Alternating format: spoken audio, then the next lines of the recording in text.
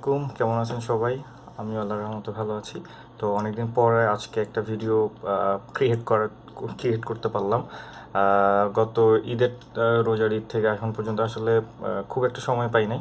তো আজকে যে ভিডিওটা আমরা দেখবো সেটা হচ্ছে টাইপোগ্রাফিক্যাল রুলসগুলো, আমি টাইপ কিভাবে ইউজ করব। তো আমি সবচেয়ে ইম্পর্টেন্ট যে রুলসগুলো সেগুলো নিয়ে একটা ভিডিও ক্রিয়েট করছি, টপ 9 রুলস। তো যারা নতুন দেখতেছেন ভিডিও অবশ্যই সাবস্ক্রাইব করবেন, আর যারা পুরনো প্লিজ লাইক দিবেন এবং শেয়ার করে সহযোগিতা করবেন। তো আসলে স্টার্ট করি আজকের ভিডিওটা। তো আজকের টপিকস তো আমি বললাম যে কীভাবে আমি টাইপ ইউজ করব আমাদের বিভিন্ন গ্রাফিক্যাল অবজেক্টের মধ্যে।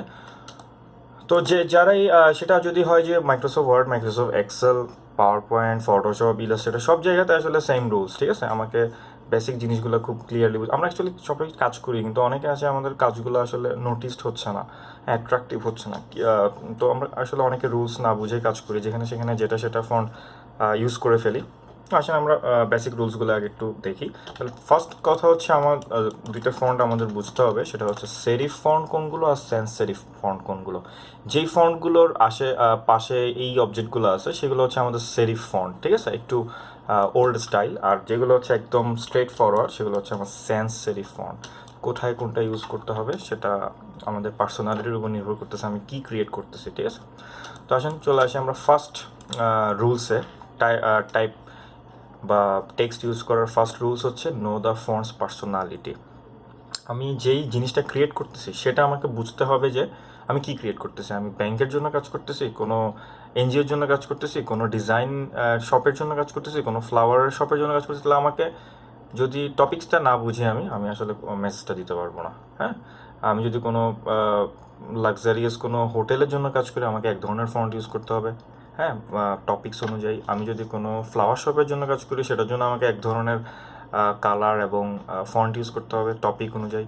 তাহলে আমাকে আগে ফার্স্টে বুঝতে হবে আমি কী জন্য কাজ করতেছি, কিসের জন্য কাজ করতেছি, অডিয়েন্সকে আমার কী বুঝাইতে হবে, সেই জিনিসটার উপর বেস করে আমাকে আগে ফন্টটা সিলেক্ট করতে হবে। তো ফন্ট আসলে তো জানেন আপনারা, ফন্টের অভাব হয় না, ফন্টের অভাব নেই। আমরা এখানে ইলাস্ট্রেটর বা ফটোশপে প্রচুর ফন্ট আছে। আপনারা ডিফল্ট ফন্টের বাইরে থেকে ডাউনলোড করবেন, যাতে আমাদের যে অ্যাট্রাকটিভনেসটা সেটা ধরে রাখার জন্য। তো তাহলে আমাকে আগে বুঝতে হবে যে পার্সোনালিটিটা কী, আমি অডিয়েন্সকে কী দেখাতে চাচ্ছি, সেটার উপর নির্ভর করে আমি ফন্ট সিলেক্ট করব, ঠিক আছে? 1 নম্বর রুলস। 2 নম্বর রুলস হচ্ছে অ্যাভয়েড দ্য ডিফল্ট ফন্টস। খুব ইম্পর্টেন্ট রুলস। ডিফল্ট ফন্টস বলতে আমরা কি বুঝি? Arial, Times New Roman, Myriad Pro, Comic Sans, এইগুলো হচ্ছে ওভার ইউজড ফন্টস, যেগুলা রেগুলারলি দেখতে দেখতে আমাদের চোখ টায়ার্ড হয়ে গেছে, ঠিক আছে? তো আমাদের আসলে অ্যাট্রাক্ট করার জন্য আপনাকে নতুন কিছু করতে হবে অলওয়েজ, হ্যাঁ? তো ডিফল্ট ফন্ট ইউজ করলে সেটা আসলে অ্যাট্রাকটিভ হবে না। তো এইখানেও আসলে আমাকে কি ডিফল্ট ফন্টসটা বাদ দিয়ে আমাকে 1 নম্বর রুলসটা ফলো করতে হবে। পার্সোনালিটি অনুযায়ী আমাকে নতুন ফন্ট, হ্যাঁ, কাজে লাগাতে হবে। আরেকটা জিনিস খেয়াল রাখতে হবে, রিডেবিলিটি যাতে ঠিক থাকে। আমি যে জিনিসটা লিখতেছি সেটা যদি বেশি মোটা বা বেশি চিকন দিয়ে লিখি, আমি যদি চোখে ঠিকমতো দেখতেই না পাই বা লিখেটা বুঝতে না পারি, তাহলে আমার মেসেজটা দিয়ে তো কোনো লাভ নেই। আর রিডেবিলিটিটা ঠিক থাকতে হবে, হ্যাঁ, আমি যাতে পারফেক্টলি জিনিসটা পড়তে পারি। ওকে, 2টা রুলস চলে গেল। 3 নম্বর রুলস, ইউজ টু ফন্টস। খুব ইম্পর্ট্যান্ট একটা রুলস। আমরা চেষ্টা করব যে কোনো ডকুমেন্টে আমরা শুধুমাত্র 2 ধরনের ফন্ট ইউজ করতে। কীভাবে? বেশিরভাগ জায়গায় একটা ডিসপ্লে ফন্ট বা একটা হেডিং থাকে এবং একটা বডি ফন্ট থাকে, মানে জেনারেল লেখাপাত। তো আমরা যদি হেডিংটা যদি কী দিই, একটা ফন্ট দিই একটু বোল্ড করে, আর বডিটা যদি আরেকটা ফন্ট দিই একটু থিন করে, তাহলে আমার জিনিসটা খুব দেখতে বেটার লাগবে। খেয়াল করে, no matter what is the document is, try use 2 font, 1 for the heading and 1 for the body type. The rule applies to all documents. তো আশা করি বুঝতে পারতেছেন 2 ধরনের ফন্ট কেন ইউজ করতে হচ্ছে। ওকে, তাহলে আমরা 4 নম্বরে চলে আসি।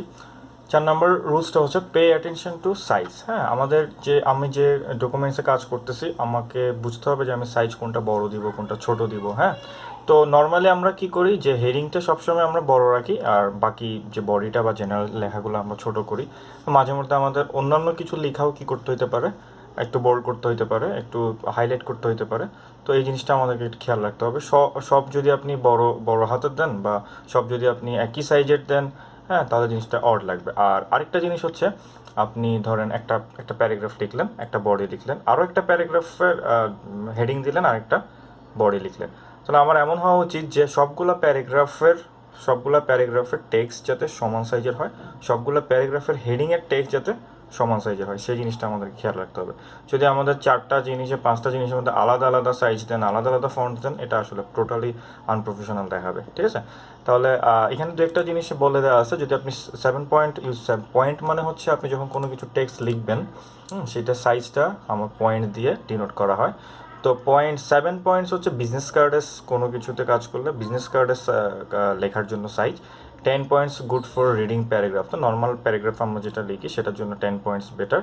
আর যদি আপনি কোনো কিছু ইম্পর্টেন্ট দেখানোর জন্য চান যে এটা এই লেখাটা ইম্পর্টেন্ট, তাহলে আপনার এটা একটু বড় করে দিতে হবে বা বোল্ড করে দিতে হবে, ঠিক আছে। এটা হচ্ছে আমার রুলস নাম্বার 4। ওকে, রুলস নাম্বার 5 হচ্ছে ডোন্ট ইউজ অল ক্যাপস। সবগুলো যদি আমি ক্যাপস ইউজ করি আমার দেখতে জিনিসটা এমনিতে অড লাগবে, সেটা তো বুঝতেই পারতেছেন। যেমন আমি যদি একটু ট্রাই করি, আমি একটা বক্স নিলাম, কিছু লিখতেছি, খেয়াল করেন সবগুলো হচ্ছে আমার কি বড় হাতে, তাহলে এই জিনিসটা খুবই অড লাগতেছে। দেখেন আপনি নিজেরই আসলে জিনিসটা বিরক্ত লাগবে, কিন্তু যদি আমি জিনিসটাকে আমি ক্যারেক্টার থেকে এটাকে একটু নর্মাল করে দিচ্ছি, খেয়াল করেন এখন জিনিসটা মাছ বেটার লাগতেছে এবং এটা রিডেবিলিটিটাও ভালো। হ্যাঁ, তাহলে যেই জিনিসটা সেটা হচ্ছে আমার ক্যাপস ইউজ করলে আমার রিডেবিলিটিটা নষ্ট হয়ে যায়, ঠিক আছে, আমার চোখ ধাঁধায় পড়ে যায় আমি অ্যাকচুয়ালি কোনটা ইম্পর্টেন্ট কোনটা আনইম্পর্টেন্ট। সো এই জিনিসটা অ্যাভয়েড করার চেষ্টা করে, তো অল ক্যাপস আমরা করবো না। 6 নম্বর রুলস হচ্ছে careful with reverse type. Careful with reverse type মানে হচ্ছে আমি যদি কোনো কিছু লিখি, কোনো ডকুমেন্টে কোনো কাজ করতেছি, সেটাতে কালার আছে, তাহলে আমাকে অবশ্যই কালারের সাথে ম্যাচ করে আমার টেক্সটটা নিতে হবে। যে কোনো কালারের উপরে যে কোনো কালার টেক্সট কিন্তু কী হবে না, হ্যাঁ, পড়তে পারবো না আমরা। তাহলে যদি আমরা পিছনে ব্যাকগ্রাউন্ড ডার্ক হয় আমাকে লাইট কালারের টেক্সট দিতে হবে, আর যদি ব্যাকগ্রাউন্ড লাইট হয় তাহলে আমাকে ডার্ক কালারের টেক্সট দিতে হবে। যেমন এটা হচ্ছে ব্যাড প্র্যাকটিস, আমার এটাও ডার্ক, আমার ব্যাকগ্রাউন্ডও ডার্ক, আমার টেক্সটও ডার্ক, ব্যাকগ্রাউন্ডও ডার্ক টেক্সটও ডার্ক, কিন্তু আমি যদি ব্যাকগ্রাউন্ড ডার্কের মধ্যে লাইট কালার ইউজ করি মাচ মোর বেটার, হ্যাঁ, দেখতে অনেক বেটার লাগতো। তাহলে আমাদের এটা বুঝতে হবে, কোনো কিছু আমি যদি রিভার্সের মধ্যে কাজ করি অবশ্যই কালারটা আমাকে বুঝতে হবে, লাইট এবং ডার্কের, হ্যাঁ, ভিজিবিলিটিটা। এরপরে রুলসটা হচ্ছে adjust your line spacing. Line spacing খুব ইম্পর্টেন্ট জিনিস। লাইন স্পেসিংয়ের আরেকটা নাম হচ্ছে লিডিং, আরেকটা জিনিস হচ্ছে ক্যারেক্টার স্পেসিং, যেটার আরেকটা নাম হচ্ছে ট্র্যাকিং। তাহলে এগুলো আমরা কোথায় পাবো, আমি আরেকটা ডকুমেন্টসে দেখাচ্ছি। এটা একটা প্যারাগ্রাফ, সেই প্যারাগ্রাফের মধ্যে লাইন স্পেসিং কোথায় পাবেন আপনি, জাস্ট টেক্সট টুলে গিয়ে ক্যারেক্টারে গেলেই আপনি লাইন স্পেসিং পাবেন। তাহলে লাইন স্পেসিং হচ্ছে এই জিনিসটা যেটার নাম হচ্ছে লিডিং, ঠিক আছে। লাইন স্পেসিং আরেকটা নাম হচ্ছে লিডিং। তো লিডিং কত রাখা উচিত, আপনার টেক্সটের যত সাইজ তার থেকে 2 বা 3 পয়েন্ট বেশি আমাদের লিডিং রাখা উচিত। তাহলে দেখেন 12 হচ্ছে আমার টেক্সটের সাইজ আর 14 হচ্ছে আমার লিডিং সাইজ। তাহলে 12 থেকে একটু ফাঁকা রেখে আরেকটা লাইন স্টার্ট হচ্ছে, তাহলে এটা হচ্ছে আমাদের লিডিং দেয়ার পারফেক্ট, হ্যাঁ, এক্সাম্পল। কিন্তু আমি যদি এই কাজটা করি, লাইক ওভার লিডিং, লাইক আমি টেক্সটের সাইজ হচ্ছে 12, আমি লিডিং দিলাম 20, তাহলে জিনিসটা হবে এরকম যে আমার অনেক গ্যাপ দেখা যাবে। অথবা টেক্সটের সাইজ দিলাম 12 এবং গ্যাপ দিলাম 10, তার মানে হচ্ছে যে আমার একটা জিনিস শুরু হওয়ার আগে, একটা লাইন শুরু হওয়ার আগে আরেকটা লাইন স্টার্ট হয়ে যাবে, মাঝখানে কোনো গ্যাপিং নেই, এই জিনিসটা দেখতে অড লাগবে। তাহলে এটা হচ্ছে আমার লিডিং, তাহলে অবশ্যই লিডিংটা ঠিক রাখতে হবে। আরেকটা জিনিস হচ্ছে আমার ট্র্যাকিং জিনিসটা কি, ট্র্যাকিং জিনিসটা হচ্ছে এরকম, লাইক আমি কিছু একটা লিখছি, তার নিচে আমি আরেকটা ট্যাগ লাইন লিখতে চাচ্ছি, কিন্তু এই ফেভারিট গেম যদি আমি নর্মালি লিখতাম আমার লেখাটা এখানে কমপ্লিট হয়ে যেত, কিন্তু আমি ক্যারেক্টারের মাঝখানে স্পেসিং বাড়ায় সেটাকে ফুল করছি। কিভাবে, তাহলে আপনি যে কোনো কিছু লিখেন, হ্যালো কিছু একটা লিখলাম, আমি ক্যারেক্টারে চলে যাচ্ছি, ক্যারেক্টারে গিয়ে ঠিক লিডিংয়ের নিচে, এটা হচ্ছে লিডিং, এটা হচ্ছে ট্র্যাকিং 850 দেওয়া আছে, নর্মালি ডিফল্টস হচ্ছে আমাদের 0 ট্র্যাকিং সাইজ, তো এটা হচ্ছে আমার 0 ট্র্যাকিং। তা আমি যদি এটাকে ট্র্যাকিংটা বাড়াই তাহলে যেটা হবে 500, এই যে মাঝখানে গ্যাপিংটা বেড়ে গেল। তাহলে এই ট্র্যাকিং এবং লিডিং আমাকে আমার ডকুমেন্টের উপর বেস করে, সিচুয়েশনের উপর বেস করে করতে হবে, কিন্তু দুটোটাই ইম্পর্টেন্ট জিনিস সাজানোর জন্য। তাহলে লাইন স্পেসিং, ক্যারেক্টার স্পেসিং দুইটাই আমাদেরকে খেয়াল রাখতে হবে। 8 number get rid of line breaks, আরেকটা ইম্পর্টেন্ট জিনিস। লাইন ব্রেক্স কি, লাইক আমি কোনো প্যারাগ্রাফ লিখতেছি, লেখার শেষে আপনার কোনো একটা ওয়ার্ড, হ্যাঁ, ওই জায়গায় আঁটলো না, ওইটা একটা হাইপেন দিয়ে আরেকটা 2-3টা লেটার নিচে চলে আসলো, হ্যাঁ, এটা হচ্ছে যে আমার লাইন ব্রেক্স, বা যেটা আমি বলবো যে ওয়ার্ড ব্রেক, ঠিক আছে। খুবই অ্যানোয়িং একটা জিনিস, হ্যাঁ, আনপ্রফেশনালিটি তাহলে আমাকে যদি এই জিনিসটা ঠিক করতে আমি কী করতে হবে, নর্মালি যখন আমি কোনো কিছু লিখি, লাইক আমি একটা প্যারাগ্রাফ লেখা ট্রাই করি, হ্যাঁ, যেমন এই যে যেমন এই এই এই ওয়ার্ডটা এখানে কমপ্লিট হইতে পারে না এই জায়গার মধ্যে, সেই কারণে সে এখানে যতটুকু পারছে সে এতটুকু রেখে হাইপেন দিয়ে চলে আসছে। এই জিনিসটা হচ্ছে আমার, হ্যাঁ, অড। তাহলে আমাকে কি করতে হবে, এমনভাবে আমার এটা সেট করতে হবে যাতে আমার এই জিনিসটা না থাকে, ঠিক আছে, যেমন, হ্যাঁ, অথবা আমাকে কোনো জায়গা থেকে শিফট এন্টার দিয়ে নিচে নিয়ে আসতে হবে জিনিসটা, যাতে আমার পরের লাইনে পুরোটা পরের লাইনে চলে আসে এবং এখানে আর কোনো কি না থাকে, হ্যাঁ, হাইপেনওয়ালা ওয়ার্ড না থাকে। তাহলে এই জিনিসটা আমাকে খেয়াল রাখতে হবে প্রফেশনাল কাজের ক্ষেত্রে। আর 9 নম্বর হচ্ছে অপোজিট স্টাইল। অপোজিট স্টাইল কীরকম, আপনি একই ফন্টের মধ্যে যদি কিছু অংশ বোল্ড এবং কিছু অংশ লাইট রাখেন, জিনিসটা দেখতে অনেক লুক্রেটিভ হবে। এই জিনিসটা আপনি ট্রাই করে দেখতে পারেন। খুব বেশি ইম্পর্টেন্ট রুলস না এটা, বাট ট্রাই করে দেখতে পারেন, ঠিক আছে। তাহলে এইগুলো হচ্ছে আমাদের 9টা রুলস, ঠিক আছে। তো আমি ফার্স্ট থেকে আবার একটু করে রিপিট করে দিচ্ছি। 1 নাম্বার হচ্ছে নো দ্য ফন্টস পার্সোনালিটি। আমি যে ডকুমেন্ট নিয়ে কাজ করতেছি ওইটার থিম অনুযায়ী আমাকে ফন্ট নিতে হবে। বাচ্চাদের জন্য হলে একটু প্লেফুল ফন্ট, যদি ব্যাংকের জন্য হয় বা কোনো নর্মাল কোনো কিছুর জন্য হয় একটু সেরিফ বা সেন্স সেরিফ ফন্ট। তাহলে এই জিনিসগুলো আমার হচ্ছে পুরোটা পার্সোনালিটির উপর, হ্যাঁ। কালার নির্ভর করবে আপনি পিছনে কী কালার দিচ্ছেন সেটার উপর বেস করে, বা টপিক্সের কালারটা কী, হ্যাঁ।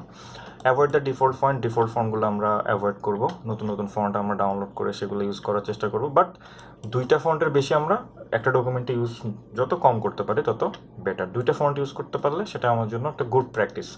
পে অ্যাটেনশন টু সাইজ ঠিক রাখতে হবে। আমি হেডিংয়ের সাইজ, প্যারাগ্রাফ বডির সাইজ বা অন্য কিছু যাই দিই না কেন, সাইজগুলো ঠিক রাখতে হবে। 2টা প্যারাগ্রাফ লিখতে 2টা প্যারাগ্রাফের সাইজ ঠিক রাখতে হবে, এই জিনিসগুলো। Don't use all caps. প্রত্যেকটা জিনিস যদি আমি অল ক্যাপস দিই জিনিসটা খুব অ্যানোয়িং হবে। রিভার্স টাইপ, আমি যদি কোনো ব্যাকগ্রাউন্ডের উপর লিখি ব্যাকগ্রাউন্ডের সাথে কালার ম্যাচটা আমাকে বুঝে শুনে করতে হবে। Adjust your line spacing leading অথবা ক্যারেক্টার স্পেসিং ট্র্যাকিং, এই 2টা জিনিস আমাদেরকে একটু খেয়াল রাখতে হবে যাতে জিনিসটা সুন্দর হয়। গেট রিড অফ লাইন ব্রেকসটা যাতে না হয় সেটা খেয়াল রাখতে হবে। আর অপোজিট স্টাইলটা আপনি ইউজ করতে পারেন। আরও দু একটা জিনিস আমি একটু বলে দিই, সেটা হচ্ছে যেমন এটা একটা বিজনেস কার্ডের মডেল। তাহলে এই বিজনেস কার্ডটা যার, তার নামটা একটু বোল্ড হয়েছে। বিজনেস কার্ডের যার তার যে প্রফেশনটা সেটা একটু হাইলাইট হয়েছে, আর যে বাকি ইনফরমেশনগুলো সেগুলো রেগুলারে লেখা হয়েছে। তো এটা আসলে কি, ফার্স্টে আমি একটা বিজনেস কার্ড দেখলে আমি দেখবো যে তার কার বিজনেস কার্ড, তো নামটা অবশ্যই ইম্পর্টেন্ট। সো এটা একটু কী হবে, বড় হবে। তার প্রফেশনটা ইম্পর্টেন্ট, সেটা একটু লুক্রেটিভ হইতে হবে, সেটা একটু কালারফুল হইতে হবে। বাকি জিনিসগুলো আমি আস্তে আস্তে আসবো, একটু লেস ইম্পর্টেন্ট। তাহলে আমার এই জিনিসগুলো আমার এই যে ফন্টের সাইজ এবং কালারের মাধ্যমে প্রকাশ পাবে। তো এই জিনিসগুলো আমাকে একটু খেয়াল রাখতে হবে। এই যেমন এখানের মধ্যে যদি আমি এখন এটা বড় হাতের দিতাম, এটা এখানে যদি মাঝখানে গ্যাপ কম থাকতো বা এটাতে যদি মাঝখানে বেশি গ্যাপ থাকতো জিনিসটা অড লাগতো। সব কিছুর সাইজ, সব কিছুর লিডিং ট্র্যাকিং ঠিক রেখে একটা ডকুমেন্ট আমাকে ক্রিয়েট করতে হবে। ট্র্যাকিংটা আমি অলরেডি বলে দিচ্ছি। আরেকটা জিনিস হচ্ছে, যদি আমি কোনো কিছু হাইলাইট করতে চাই, নোটিস করাইতে চাই মানুষকে, অবশ্যই আমাকে বড় থেকে বা ফ্যাট কোনো ফন্ট ইউজ করতে হবে এবং কালারের সাথে ম্যাচ করে একটা ডিফারেন্ট কালার ইউজ করতে হবে যাতে সেটা অ্যাট্রাক্ট করে মানুষের চোখে। তো আজকে এইটাই ছিল আমাদের টপিকস। আমি এই যে 9টা রুলস সেগুলো একটা জেপিজি করে ডেসক্রিপশনে লিঙ্ক দিয়ে দিচ্ছি, আপনারা ডাউনলোড করে স্টাডি করতে পারেন বা দেখতে পারেন, ঠিক আছে। আসলে আমাদের মধ্যে অনেক ডিজাইনার আছে যারা খুব ভালো কাজ করেন, কিন্তু টাইপোগ্রাফি যে রুলসগুলো না জানার কারণে জিনিসটা অ্যাট্রাকটিভ হচ্ছে না। তো এই জিনিসটা আমাদেরকে কী করতে হবে, খেয়াল রাখতে হবে। তো ঠিক আছে, আজকের জন্য এতটুকুই। আপনার যদি ভিডিওতে কিছু শিখে থাকেন অবশ্যই লাইক দিবেন, শেয়ার করবেন, কমেন্ট দিয়ে জানাবেন কেমন লাগছে। তো দেখা হবে নেক্সট ভিডিওতে। আল্লাহ হাফেজ।